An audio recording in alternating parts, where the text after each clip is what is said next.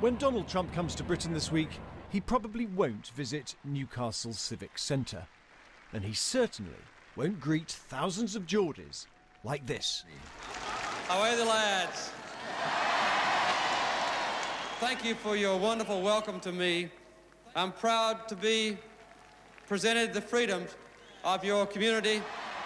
So it was that Jimmy Carter won the hearts of Tyneside in 1977.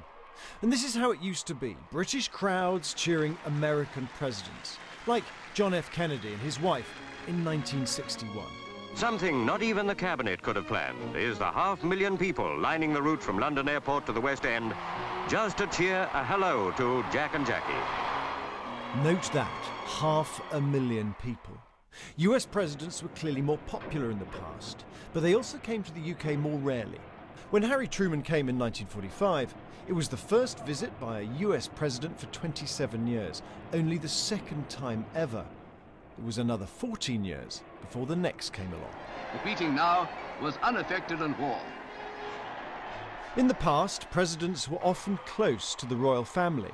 In 1959, President Eisenhower was invited to spend the night at Balmoral, the first and only to be given such an honour. In 1982, President Reagan got to stay at Windsor Castle and go for a ride. Donald Trump will have to make do with a cup of tea with the Queen. But there are risks. After a dinner here in 1977, President Carter said goodbye to the Queen Mother by kissing her full on the lips, something that apparently hadn't happened since the King died in 1952. "I took a sharp step backwards," she recalled later. Not quite far enough.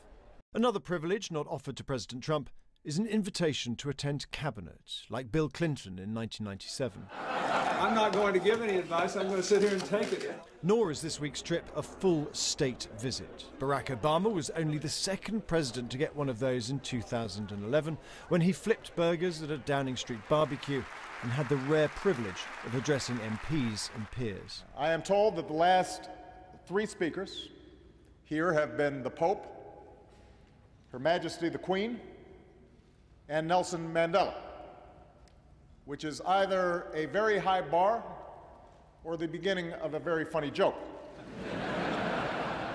The challenge for the government is to try to make this week's visit as warm as those in the past. It may not be easy. James Landale, BBC News.